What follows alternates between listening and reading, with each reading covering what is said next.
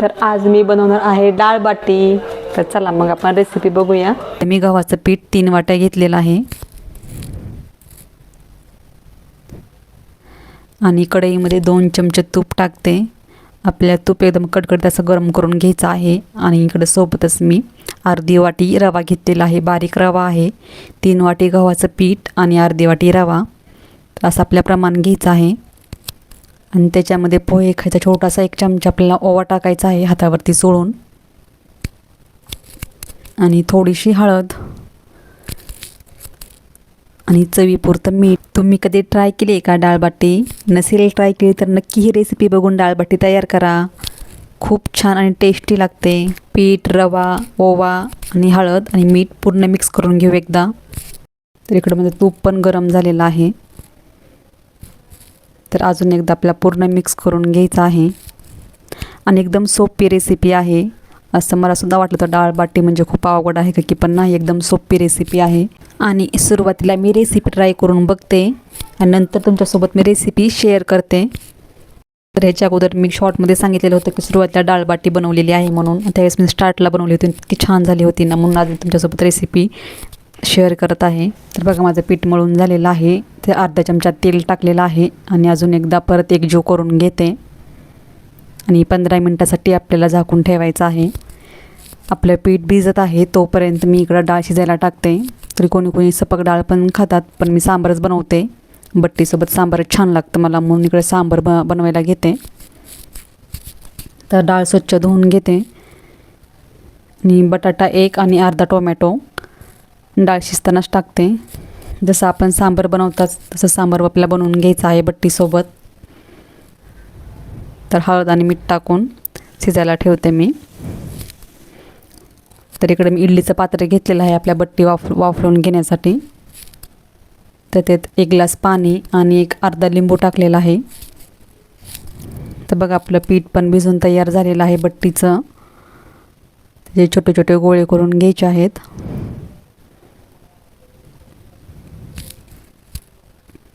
जसं आपण चपातीचा उंडा करतो ना तसं करून घ्यायचं आहे। गव्हाचं पीठ, रवा आणि तूप असल्यामुळं पौष्टिकही आणि हेल्दीही आहे। नक्की रेसिपी ट्राय करा। तेल लावायचं आपल्याला आहे, त्यामध्ये तेल लावल्यामुळे लेअर छान होते आणि खुसखुशीत पण होतात आपले बट्टी। सेम चपातीचा आपण जसा उंडा तयार करतो ना तसा आपल्याला तयार करायचा आहे आणि अलगद हाताने त्याचा गोल राऊंड करून गोळा तयार करायचा आहे आपल्याला।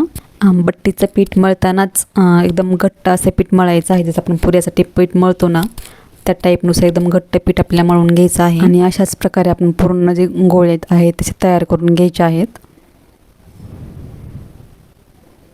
तेलाचा वापर थोडा जास्त, कारण आपले खुसखुशीत होतात।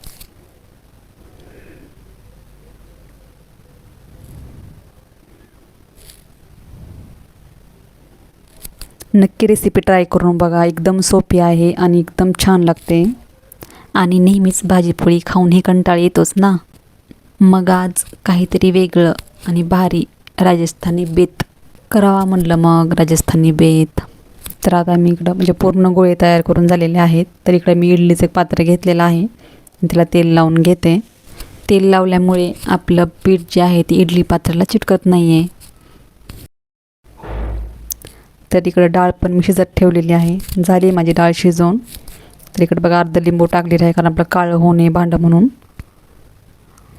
तर याच्यावरती ठेवते मी गोळे आता आपले बट्टीचे।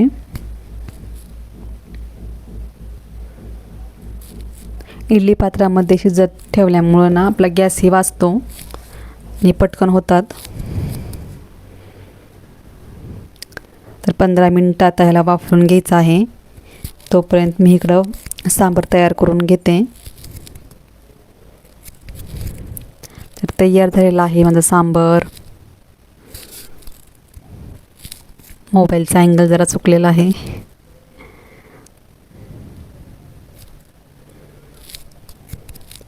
तर बघा इकडे आपली बट्टी पण तयार झालेली आहे। तर आता मी काढून घेते एक एक। तर अशा प्रकारे शिजलेली आहे। 15 मिनिटं ठेवले होते मी गॅसवरती आणि 5 मिनिटं वाफ जाऊ दिली गॅस बंद केल्यानंतर। तर बघा अजिबात भांडं काळं झालेलं नाही आहे लिंबू टाकल्यामुळे। तर आता थंड 5 ते 10 मिनिटासाठी आपल्याला थंड करून घ्यायची आहे बट्टी। तर इकडं मी कट करून घेते.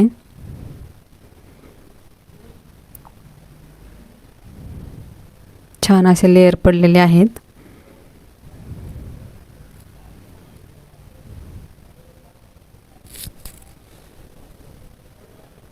आणि जास्त वेळही लागत नाही आपल्याला. आता आपल्या कधीच टेन्शन असतं भाजी काय करू, हे काय करू जेवायला, तर अशी एकदम रेसिपी सोपी आहे आणि झटपट आणि एकदम टेस्टीसुद्धा.